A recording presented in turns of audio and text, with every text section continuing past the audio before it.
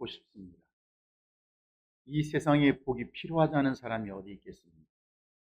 어떤 사람은 건강의 복도 받고 싶고, 물질의 복도 받고 싶고, 내 가정이 좀 평안하고 행복했으면 좋겠다. 내가 운영하는 사업들이 잘 됐으면 좋겠다. 뭔가 복받기를 소원하고, 그래서 복을 받고 싶어서 어떤 사람은 종교를 찾기도 하고, 어떤 사람은 우상을 찾기도 하고, 어떤 사람은 미신을 찾기도 하고, 어떤 사람은 교회를 찾아보기도 하는 것입니다. 복이라고 하는 것이 뭘까 도대체? 그렇게 사람들이 필요한, 여러분, 복은 주인의 권리를 의미합니다. 주인. 모든 복은 물질이든 건강이든 무엇이든 이 세상의 모든 만물은 주인이 있으니, 그래서 창세기부터 요한계시록까지 복이라고 하는 단어가 자그만치 1101번이 등장하고 있습니다. 그만큼 성경은 복에 관하여서 이것이 복이다, 이렇게 하는 것이 복 받는다, 복 받으려면 이렇게 해야 된다, 복을 주시는 자 하나님은 이런 스타일이다, 이런 성품이다, 이것을 수없이 반복해낸다 그 말이에요. 그러니까 하나님이 모든 것을 창조하셨기 때문에 하나님을 주인하고 하는 것입니다. 모든 것을 만드시니까 주인이 되는 거예요. 그러니까 하나님께로부터 복의 권리를 받아서, 하나님께 복의 권리를 받아서 우리가 복을 받기도 하고 누리기도 하고 사용하기도 하고, 그렇게 복을 써서 우리가 인생을 살아가게 되는 것입니다. 그러나 하나님이 이 모든 것의 주인이 되시는데, 그 주인의 권리를 인정하면, 그래? 내가 주인 줄 안다고? 그러면 하나님께서 복을 주시지만, 그 주인된 권리를 인정하지 않으면, 즉 하나님의 소유권을 인정하지 않으면 그 순간 그를 원수로 여긴다. 원수. 그래서 하나님은 그를 공격하고 그를 죄로 여긴다. 네가 주인을 몰라보는구나. 여러분, 이렇게 된다는 거예요. 교회를 다니는 자들이 제일 힘든 게 뭡니까? 여러분, 헌금하라, 11조 하라. 여러분, 힘들지 않아요? 그 어떤 사람 말하기를, 제가 목사님 다른 거 하라면 하겠는데요, 돈 내란 말만 하지 마세요. 여러분, 우리가 전도할 때 정말 11조 헌금에 대한 이 거부 반응에 우리는 직면해 버립니다. 그런데요, 말 잘 이어가요. 좋았어요. 그런데요, 교회는 왜 이렇게 헌금하라고 그래요? 왜 이렇게 헌금 그런 말 하지 않고 왜 돈 내라고 해요? 이 문제에 그대로 직면해 버리면 그를 전도할 길이 없게 되는 것입니다. 그래서 아예 뭐 헌금 얘기라든가 11조 얘기는 꺼내지도 않습니다. 교회가, 목사님들이 1년 12달 가도 헌금에 관한 이야기를 하지를 않습니다. 왜냐하면 심지어 어떤 얘기냐면, 설교할 때 헌금 설교하면 부흥 못한다고 하는 루머까지 있습니다. 목사님은 그렇게 알고 있습니다. 그래서 아예 설교하지 않습니다.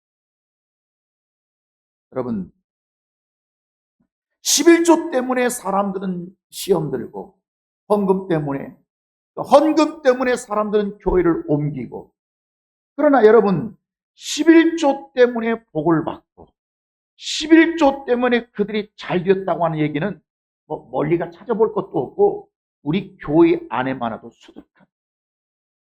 여러분, 그는 처음부터 아예 11조 말을 꺼내지도 마, 헌금 얘기 꺼내지도 마, 교회 부흥하고 싶으면 아예 그런 설교 하지도 마.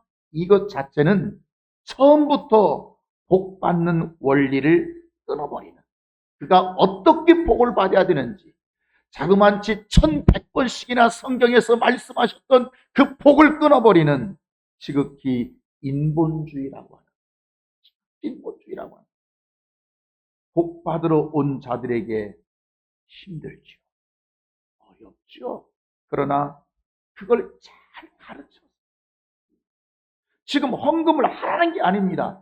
하나님은 이런 자에게 하나님은 생명의 복을 주신다라고 하는 것을 잘 가르쳐서 복을 받게 해야 되는데 아예 그런 것을 처음부터 싹을 잘라버리게 되니까 신앙생활을 5년에도 10년에도 20년 다녀도 우리가 복 받지 못하고 복 받는 이야기를 들어보지도 못하고 늘 어려움 가운데 사는 불행을 우리는 반복하게 되는 것입니다. 그러면 11조라고 하는 거에게는 어떤 영적 의미가 있느냐? 11조의 의미가 뭐냐? 그냥 돈 내라는 게 11조냐? 그게 아니라 하나님의 소유를 인정하는 것을 11조라고 말합니다. 하나님, 모든 만물의 소유가 주인이 하나님이시다.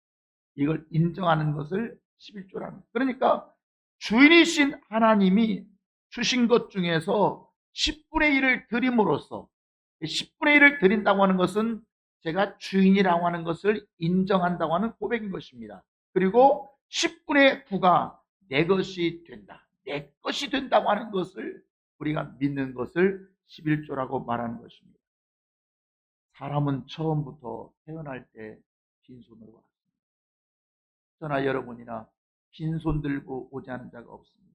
그러면 지금 내가 무언가를 가지고 있다고 하는 것은 처음부터 어머니 뱃속에서 가지고 나온 것이 아니라 다 누군가로부터 받은 것이지 내가 가지고 온 것이 아니란 말이죠. 더 나아가서 내 자손들과 후손들에게 너희가 물질을 함부로 쓰면 안 된다. 물질이라고 하는 것은 소중한 것이다. 물질은 합법적으로 써야 된다고 하는 생명의 소유권을 받아서 사는 것을 의미하게 되는 것입니다. 그러니까 다른 건 몰라도 여러분 11조를 하면 복을 주신다고 하는 말씀은 수없이 많습니다. 예를 들어서 기도 많이 해봐라. 너희가 기도 많이 하면 하나님께서 땅에 쌓을 곳이 없도록 하늘문을 여시고 복을 주신다. 여러분 시험해봐라. 이런 말이 없어요. 예배 안 빠지고 예배 잘 드려봐라. 그 하나님이 복을 주신다. 이런 말이 없어요. 11조를 통해서만이 하나님이 삼으신 복받는 절대적인 원리, 하나님이 삼으신, 하나님이 만드신, 하나님이 계획하신 이 절대적인 방법이 뭐냐? 모든 만물이 하나님의 것으로, 하나님의 소유로 인정하느냐? 이것을 삼으신 것입니다. 그러니까 하나님이 창조하신 세상의 모든 것이 누구의 소유냐? 이게 누구 것이냐? 라고 하는 것을 확인하는 것이 뭐라고요? 11조라. 11조를 드린다고 하는 것은 단순하게 내가 물질을 드렸다 이 문제가 아니라 네가 이 세상 모든 만물 아니 네가 소유하고 네가 갖고 있는 모든 것의 주인이 하나님이라고 하는 것을 인정하는구나 라고 하는 것이 11조라. 그러니까 11조는 주인의 권리를 인정하고 그에게서 권리를 받아서 사용하는 것을 이렇게 말한다고 말이에요. 사람은 어떻게 생각하냐면 하나님이 생명 주지 않아도 내 스스로 열심히 최선을 다하면 뭔가를 얻을 수 있다고 생각합니다. 우리가 일찍 일어나고 늦게 누우면 수고의 떡이 수고가 헛되다고 이미 시편은 말하고 있습니다. 내 힘대로 되는가요? 건강이 내 힘대로 되는가요? 내가 아는 아주 친한 목사님이 요 최근간에 1년 전에 돌아가셨습니다. 살고 싶었습니다. 못 산. 지금 나의 친구 동창 되시는 한 목사님 한 분이 지금 심각한 질병에 지금 고통받고 있습니다. 살고 싶습니다. 하나님께서 그를 치료해 주시기를 나는 늘 기도하고 있습니다. 여러분, 사람이 뭔가 최선을 다하면 내가 열심히 노력하고 뭔가를 막 지혜롭게 내가 그래서 공부도 하고 내가 노력도 하고 내가 땀도 흘리고 하면 다 소유할 거라고 생각하지만 하나님이 생명 주지 않으면 내가 하는 모든 것이 헛수고이고 헛고생이라고 하는 것을 우리는 믿는 사람을 통해서 경험하고 사는 것입니다. 그래서 하나님이 주신, 하나님이 생명 주시는 분이라고 하는 것 때문에, 하나님만이 생명 주신다고 하는 것 때문에 우리는 그토록 하나님을 찾고 그분의 뜻대로 살려고 몸부림치는 거예요. 하나님이 나에게 생명 주지 않으면, 하나님이 내 인생에 복을 주지 않으면 내 뜻대로 안 된다는 걸 알기 때문에 우리는 하나님께 그분의 뜻대로 살려고 몸부림치는 것이지, 바보여서, 그 사람은 공부를 못해서, 그 사람은 사회에서 뭘 몰라서 그런 것이 아니란 말이에요. 하나님의 생명 주지 않으면 우리 열심으로는 잘 될 수 없다는 것을 믿기 때문에 그렇습니다. 그래서 그런 자들이 아무 뜻 없이 찬송하겠습니다. 찬송 하나를 풀어도 우리는 하나님을 생각하면서 불러버립니다. 예배하는 것이 아무 뜻 없이 예배 드리는 게 아닙니다. 그 예배 속에는 나에게 생명 주시는, 오늘 이 예배가 나에게 생명 주시는 하나님을 만나야 된다고 하는 그 간절함으로 예배 드리는 것이지. 그러나 우리는 눈에 보이지가 않아요. 하나님이 우리 눈에 보이지 않아요. 그러니까 우리를 보고 계시는 하나님, 내 눈에는 하나님이 보이지 않지만 그러나 하나님은 우리를 지금 보고 계신다고 하는 것. 우리 눈에 안 보인다고 하나님도 우리를 안 보고 계신다고 착각하면 안 되는 것입니다. 내 눈에 안 보일 뿐이지 하나님은 나를 지금 보고 계신다고. 그러니까 그분은 보고 있습니다. 지금 우리가 어떤 생각을 품고 있는지 그분은 지금 보고 계시는 것입니다. 내가 어떤 마음을 가지고 예배에 임하는지 그분은 보고 계시는 것입니다. 내가 어떤 행동을 하고 있는지 그분은 보고 계시고, 내가 순종하는지 불순종하는지 그는 보고 계시고, 내가 하나님을 사랑하는지 하나님을 무관심해버린지 그분 보고 계신다는 것. 아멘입니까? 나의 지금 모든 것, 그러니까 내가 앉았다, 예배 드렸다, 이게 중요한 것이 아니라 네가 예배 드릴 때 네 마음이 그런 마음이었어? 설교를 들었다가 중요한 게 아닙니다. 너 설교 들을 때 너 처음부터 거부했잖아. 너 처음부터 반항했잖아. 하나님은 그걸 봐버리신다는 거. 하나님의 말씀을 들을 때 하나님, 참 제가 부족함을 느낍니다. 제가 연약함을 느낍니다. 참 나는 왜 이렇게 부족할까요? 하나님 나를 도와주세요. 성령님 나를 도와주세요. 나도 저 믿음 앞에 설 수 있게 해주세요. 여러분, 이것도 하나님이 보고 계신다는 거. 아멘입니까? 그러니까 내 인생과 내 영혼이 잘 되고 안 되는 것은 하나님이 지금 나를 어떻게 보고 계신다고 하는 것, 이걸 이해하시길 바랍니다. 그러니까 우리는 믿는 자들의 절대적인 지식이 뭐냐?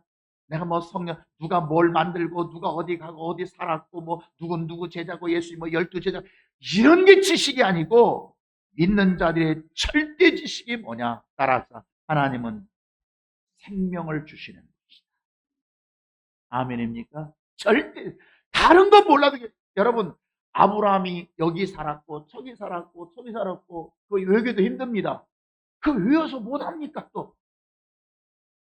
우리가 다른 건 몰라도 모세가 가나안 땅에 들어갈 때 원주민이 7족속이 있었는데 7족속이 뭐고 뭐 이거 몰라도 상관없습니다. 알면 또 뭐합니까? 그러나 몰라서는 안 돼요. 잊어버려서는 안 되는 것이 하나 있으니 하나님은 생명을 주시는 분이다. 나에게 생명을 주시는 분이다. 내 자식에게 생명을 주시는 분이요, 내 가정에 생명을 주시는 분이요, 내 사업과 내 인생에 생명을 주시는 분이다. 이거 하나는 잊어서는 안 되는 것입니다. 그러니까 그분이 생명 주시지 아니하면 나는 살 수 없다고 하는 것을 깨닫는 것이 기독교고 기독교인이 되는 것입니다. 그러면 왜 우리가 복 받으려고 이렇게 몸부림치는가? 왜 이렇게? 정말 내게 필요한 생명들, 그것이 육체 가운데 오는 생명이든지 건강의 생명이든지 자녀가 잘 되는 생명의 역사가 나타나는 것이든지 우리 자녀가 무엇을 하든지 다 잘 돼요. 회사 가면 회사 잘 되고 학교 가면 학교 잘 되고 시험 보면 시험도 잘 되고, 왜 이런 생명이 필요하고, 왜 풍요로운 물질이 필요하고, 왜 쪼들리지 않고 여유롭고 넉넉함이 왜 필요합니까? 왜 부족하지 않은 자로 살아가는 자? 그것은 우리가 복 복 받으려고 몸부림치는 것은 그런 자가 되기 위하여 정말 하나님께서 내게 주시는 이 쪼들리지 않고 넉넉함과 부요로움과 풍요로움 가운데서 살아가기 위해서 우리가 하나님 앞에 몸부림치는 것이, 이것은 막연한 감상이 아닙니다. 종교적 서술이 아닙니다. 실질적으로 이루어지는 현상입니다.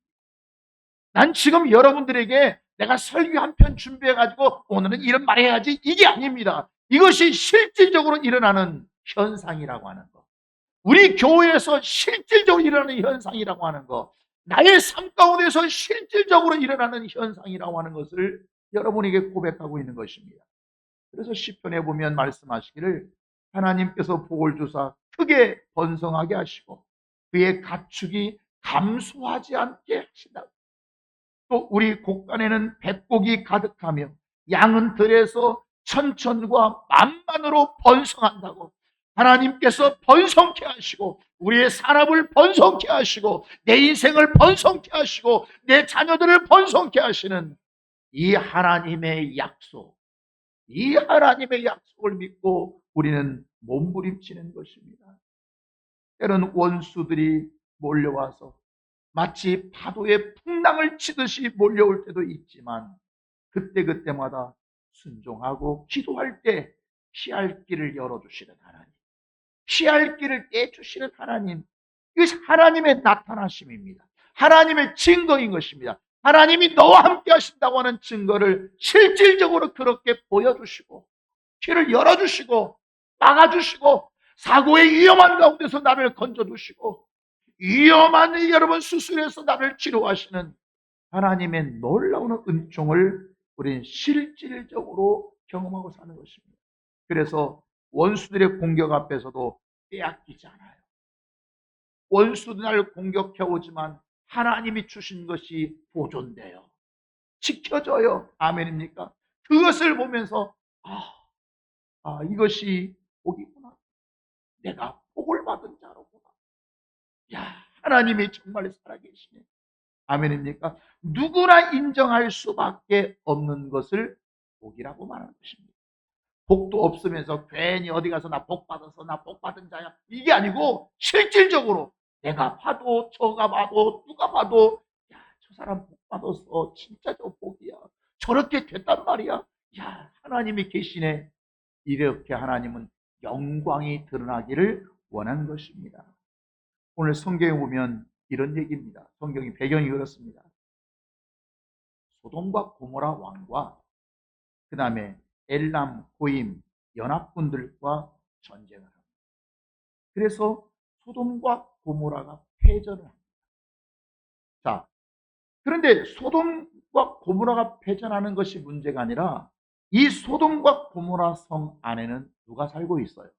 아브라함의 조카 롯이 아브라함과 헤어질 때 거기서 살고 있었는데 이 아브라함의 조카 롯도 이 전쟁에 패하게 되니까 그가 사로잡히고 그 재물까지 다 빼앗겨갔다는 거예요. 이때 아브라함이 그 소식을 듣고 380명 자기가 직접 불러한 이 사가의 군사들 거느리고 가서 그들을 다 쳐부쉈습니다. 그리고 승리하고 돌아올 때 14장 18절입니다. 멜기세덱이라고 하는 왕이 떡과 포도주를 가지고 달려나옵니다. 승리하고 돌아오는 아브라함을 보면서 그러면서 말하기를 그가 아브라함에게 축복하여 이르되 천지의 주제시요 지극히 높으신 하나님이여 아브라함에게 복을 주옵소서. 아브라함에게 복을 주옵소서. 여러분, 지극히 높으신 이 사람이 누구예요? 지금 이 축복하는 사람이 누구예요? 지극히 높으신 하나님의 여러분 제사장이에요. 제사장. 하나님의 제사장. 그 하나님의 제사장이 지극히 높은 이 제사장이 아브라함을 그렇게 축복합니까? 여러분, 아브라함은 간절히 복을 사모했던 자. 복을 사모한 자. 그래서 그 아브라함이 그 얻은 것에서 10분의 1을 그 멜기세덱 제사장에게 이것이 11조의 시작이 됩니다. 아브라함의 인생을 보십시오. 아브라함이 과거에는 하나님 없이 살았습니다. 우상 가운데 살았습니다. 창세기 12장에서 하나님께서 아브라함을 콜링하죠. 이건 내용은 다 아니까 생략하겠습니다. 그리고 그를 복의 근원자로 삼습니다. 너를 복의 근원자로 삼습니다. 그래서 그 약속을 받고 그가 고향 친척 본토 갈대아 우르를 떠나 나와서 복 있는 자로 출발한 거죠. 중요합니다. 한번 나름대로 그림을 그려보십시오. 복 있는 자로 복의 약속을 받고 출발했습니다. 복 받았습니까? 못 받았어요? 지금 받았어? 못 받았어? 못 받은 거죠. 약속만 받은 거죠. 이해하시겠어요? 그냥 뭐 약속했다고 지금 당장 줄 수 있지만 안 줄 수도 있는 거 아니에요. 뭔가 그걸 시험해 볼 수도 있는 거죠.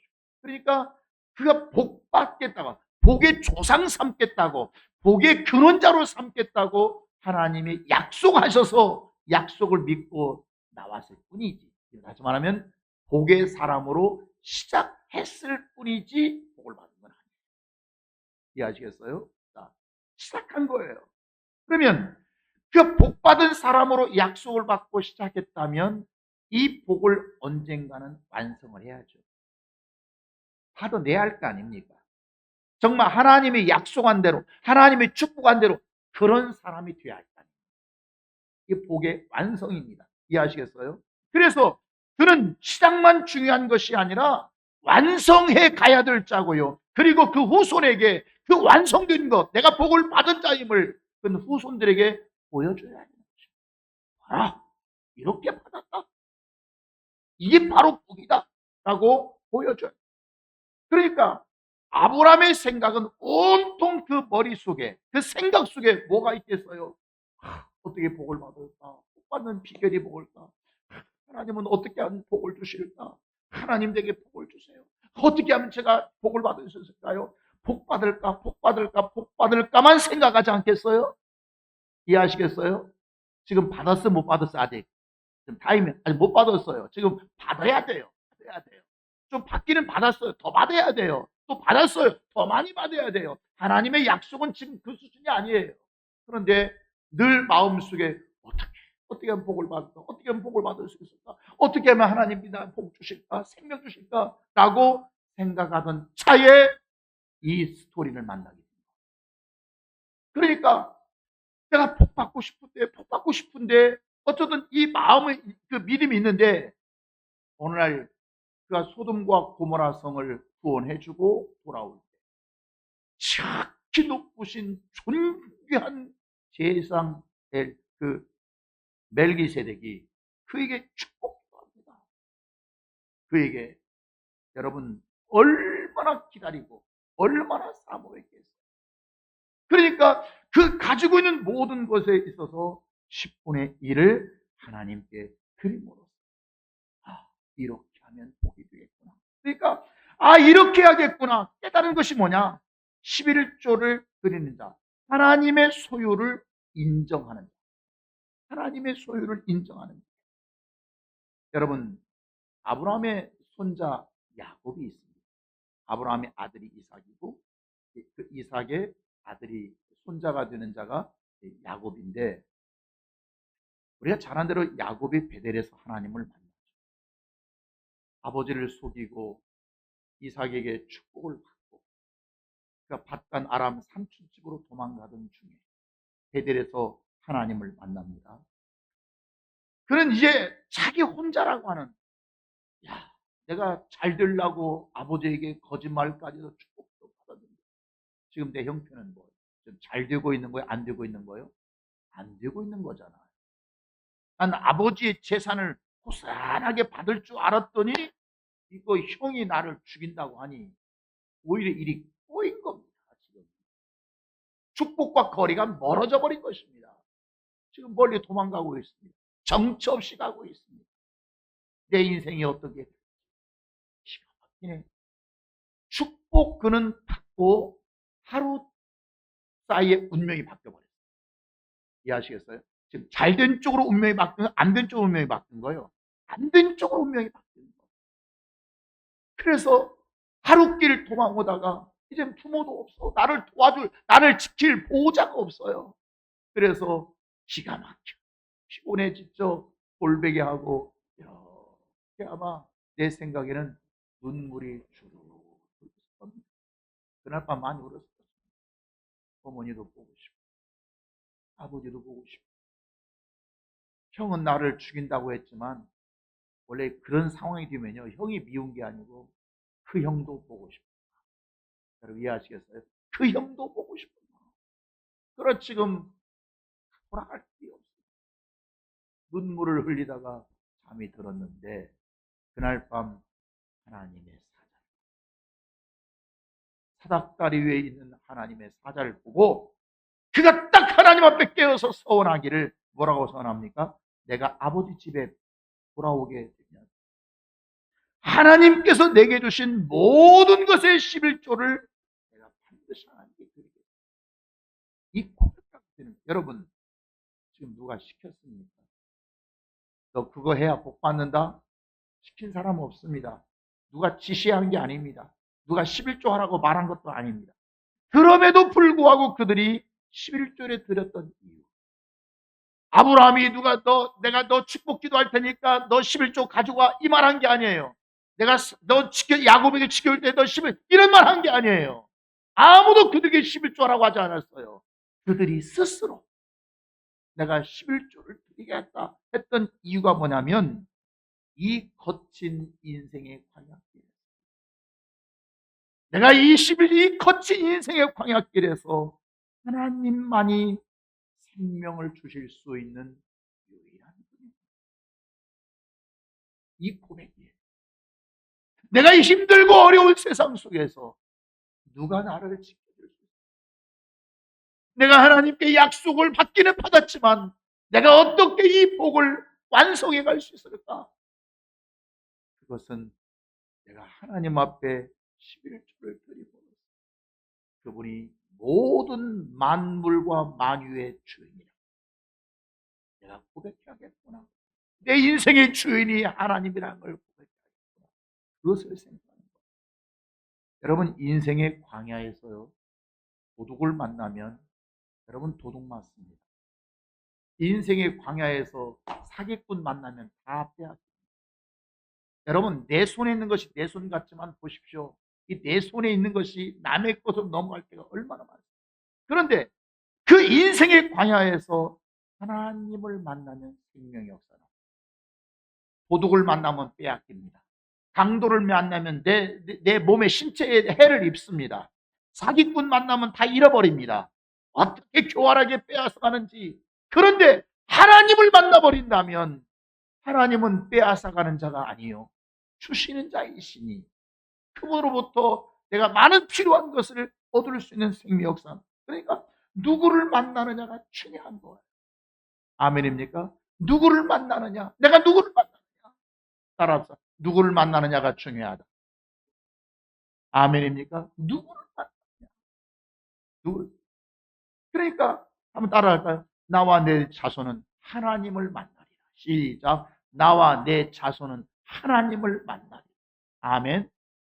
나와 내 자손은 하나님을 만나게 주옵소서. 인생 사는 내 자녀들이 강도 만나지 않게 해주세요. 내 자녀들이 사기꾼 만나지 않게 해주세요. 내 자기꾼들이 자기 머리로 살아가다가 이상한 사람 만나지 말고 하나님을 만나는 자가 되게 해주세요. 아멘입니까? 하나님을 만나는 자. 하나님은 만나려면 하나님을 만나려면 하나님 있는 곳에 하나님이 어디 계시죠? 어디 계신다고 그랬어요? 맨날 주기도문 외우면서도 몰라. 하늘에 계신 우리 아버지. 하나님은 어디 계세요? 하나님은 천에 계세요. 천지가 있는데 하나님은 천이 계신다. 지금 다 설명할 수는 없어요. 자, 그러면 하나님을 만나려면 어디로 가야 돼요? 천으로 가요. 그래서 하나님을 만나는 사람은 하늘의 문을 열 수가 있어요. 하나님을 만나지 못하면 결코 천의 문을, 하늘의 문을 열 수가 없어요. 그래서 말라기 3장 10절에서 유명한 말씀 시작. 만군의 여호와가 일어나 너의 온전한 11조를 창고에 들여 나의 집에 양식이 있게 하고 그것으로 나를 시험하여 내가 하늘 문을 열고 너에게 복을 쌓을 것이 없도록. 무슨 문을 열고요? 하늘 문을 열고. 아멘입니까?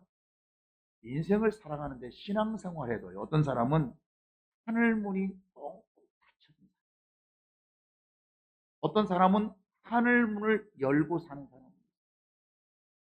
여러분은 어떤 사람입니까? 내 인생 가운데 적어도 나는 지금 하늘 문이 열렸어. 열리지도 않았는데 그냥 괜히 떠벌리지 말고 나 열렸어, 나 열렸어 그러지 말고, 뭐 기도했더니 열린 거 내가 봤어. 그거 나 사기꾼이야 보지 말고요. 정말 하늘 문이 열린 자가 있고 그 사람은 하늘 문이 닫힌 자가 있어요. 그러면 왜 어떤 자에게는 하늘 문이 열리고 어떤 자 하늘 문이 닫혔다고 말하고 있죠? 그 이유가 뭐예요? 11조 때문에. 11조 때문에.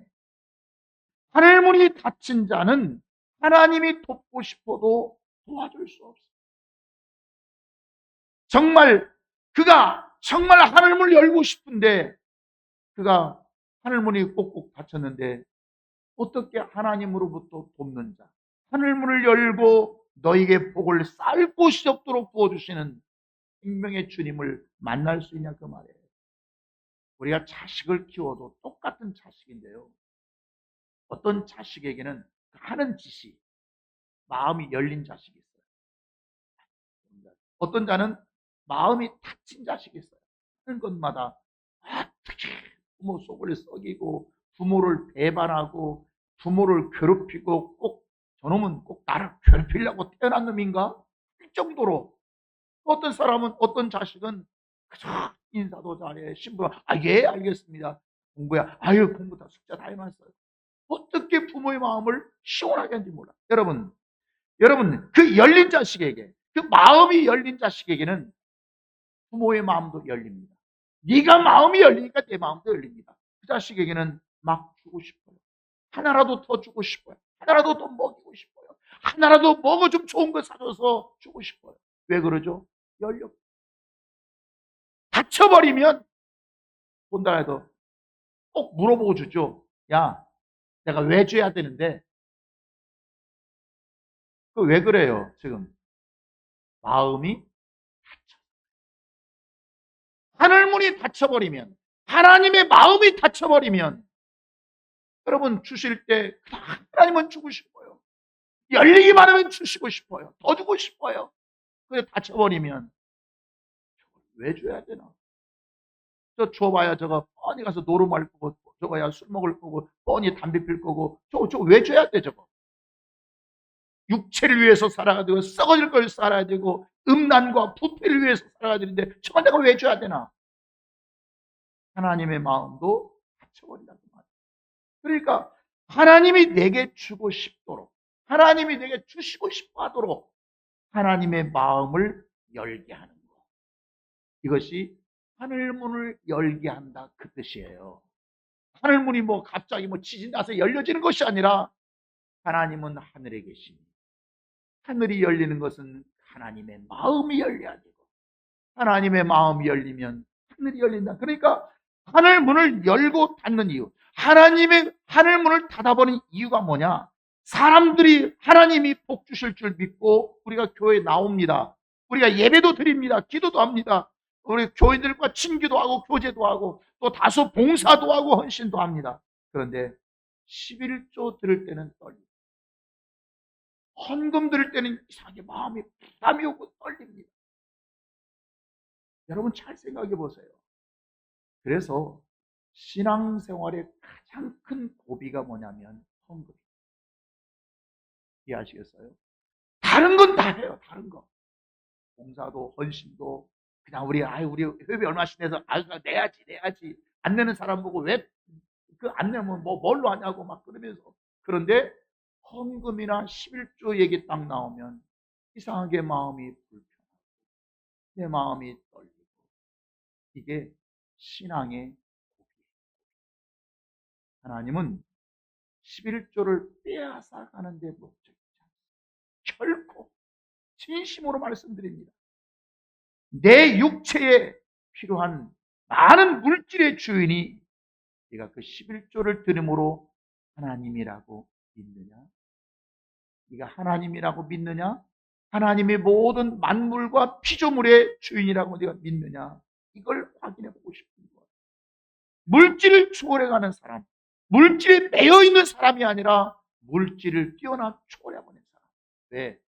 하나님은 빼앗아 가시는 분이 아니라 주시는, 이걸 믿으셔야 됩니다. 하나님은 빼앗아 가시는 분이라고요? 주시는 분이에요. 우리가 아이들에게 야, 너 좀 과자 좀 목사님 줄래? 그거 좀 나 줄래? 그걸 뺏어 먹겠다는 데 목적이 있잖아요. 그게 만약에 기회가 있으면 더 큰 걸 줘버려요. 더 많은 걸 줘버리게 되는 거예요. 우리가 하나님을 사랑하는가, 사랑하지 않은가, 그 마음을 볼 수 있는 시험대가. 그러니까 우리가 하나님이 보이지 않기 때문에 하나님도 나를 안 본다고 생각하지 말고 하나님은 보시고 계시 지금. 근데 하나님은 뭘 보시냐면 내 손에 이걸 보시는 거잖아. 그 손 속에, 그 행위 속에 들어있는 네 마음이었던 마음. 네 마음, 네 마음. 예배 시간에 앉아있다 중요한 게 아니고 너 예배드리는 네 마음이 어떤 마음. 그냥 앉아있다 하는 거야? 할 수 없이 그냥 앉아있는 거야? 아니면 하나님 제가 고맙고 싶어. 하나님 예배를 만나고 싶어. 마음을 보신다. 그 시간 나같이 두 손 들고 주여 통서 기도하겠습니다. 주여 주여 주여, 이걸 보시는 게 아니라 네가 기도할 때 네 마음이 어떤 마음이야. 이 어떤 마음. 헌금을 드릴 때 그 헌금을 드렸다가 중요한 것이 아니고 헌금 드릴 때 네 마음이 어떤 마음이야. 하나님은 그 마음을 보시는 시험대로 삼으시는. 그러니까 물질도 얼마나 소중합니까? 물질이 우리가 얼마나 필요하고 얼마나 귀하지만 하나님은 그 물질보다도 하나님을 더 사랑하는 자, 사랑하지 않는 자인가? 그것을 통해서 물질을 줄 수 있는 자인가? 줄 수 없는 자인가? 하늘문을 열어줘야 할 자인가? 하늘문을 닫아버려야 할 자인가를 결정해버린다. 이해하시겠습니까? 여러분, 하늘문을 열기 전에는 절대 복을 받을 수 없습니다. 그리고 하나님이 한 번 닫아버린 문은 사람이 못 엽니다. 여러분이 떼쓰고 애쓰고 몸부림쳐도 하나님이 닫아버린 문을 사람이 결코 열어내지를 못합니다. 더 나가서 11조는 시작에 불과해요. 복의 시작. 복 받는 것은 시작이 11조로 시작해서 무엇으로 끝나느냐? 직분으로 끝납니다. 그래 어떤 사람은 11조 들으면 복 받아야겠네. 아니, 그건 뭐라고요? 시작이라고. 그것의 끝이 무엇으로 완결된다? 복의 완결이 무엇으로 완결된다고요? 직분으로 완결된다고 합니다. 그러니까 복의 시작이 무엇이냐? 11조로 시작하는 것입니다. 하나님의 소유의 주인이라고 하는, 하나님이 내 모든 소유의 주인이라고 하는 고백의 시험대라면 그 복을 받아내는 완성이 무엇이냐면 직분을 통해서 복을 완성해 가는 것입니다. 11조를 가지고 복을 열고 10의 9를 사용해서 복을 완성시켜 나간다고 하는, 이것이 축복의 원리. 그러니까 11조를 통해서 복의 시작을 열고 직분을 통해서 복을 완성해 가는 자는 반드시 그 믿음의 분량만큼, 뭐만큼요? 믿음의 분량만큼 복의 분량으로 채워진 것입니다. 그러니까 복을 소유한 자의 기도가 여러분 같겠습니까? 복을 소유하지 못한 자의 기도는 아무리 그가 몸부림쳐봐도 응답이 없지만 복을 소유한 자의 기도, 당연히 복이라고 하는 건 권리라겠죠. 복의 권리, 기도의 권리예요. 네가 그 권리를 가지고 기도한다고? 그럼 내줘야지. 은행에 1억을 딱 맡겨놓으면 그 권리가 있는 자요, 없는 자요? 권리가 있는 자요. 1억 주셔. 좀 필요해서. 그건 내줘야 돼요. 그러나 맡겨놓은 것이 없는 자가 1억 좀 얻어내려면 무슨 담보물이 있냐, 신용이 있냐, 없냐, 이게 있냐, 저 복잡합니다. 힘듭니다. 받아들이기가 쉽지 않습니다. 복을 소유한 자의 예배와 복을 소유하지 못한 자의 예배가 같습니다.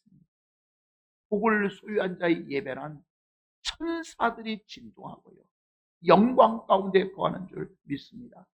복을 소유한 자의 사랑을 통해서 생명의 역사가 두드러지게 나타난다고 하는 것. 복을 소유한 자의 헌신을 통해서 아름다운 사랑의 결정체들이 열매 맺는다고 하는 것입니다. 우리는 많은 생명의 복을 필요로 하고 삽니다. 그냥 교회 다닌다고 생명의 역사가 있는 것이 아니라, 내가 떼쓴다고 탈난다고 하나님은 주시는 것이 아니라 복을 주시는 방법, 복을 주시는 하나님의 방법, 복을 받는 원리로 알고 하나님이 이런 방법으로 삼으신 줄 믿고 살아가는 것입니다. 복을 받은 분량만큼 기도의 응답이 이루어지게 되고 하나님의 역사가 이루어지고, 그리고 복을 받은 분량이 내가 3밖에 안 돼요. 그러면 여러분, 분량이 3밖에 안 나타나요. 기도의 역사가 3밖에 안 이루어져. 내가 복을 받은 그 분량이 50이면 50만큼 기도의 역사가 나타나고 축복의 역사가 나타나고, 내가 복을 받은 분량이 100이면 하나님은 100만큼 역사하신다고 하는 거예요. 우리 신앙생활이 막연한 바램이나 미신적인 것이 아닙니다. 나는 어떻게 하면 여러분들에게 헌금을 더 많이 드리게 하고, 그래서 또 11조를 더 많이 드리게 해서 이것이 내게 목표가 있는 게 아닙니다. 난 여러분들이 복의 주인이 누구인지를 알았으면 좋겠다. 그리고 복 주시는 자는 어떻게 복을 주시는가, 이 원리를 알아야 된다. 이걸 모르면 안 된다. 여러분이 정말 우리 교회에 대단한 상상할 수 없는 그렇게 복을 받는 자들.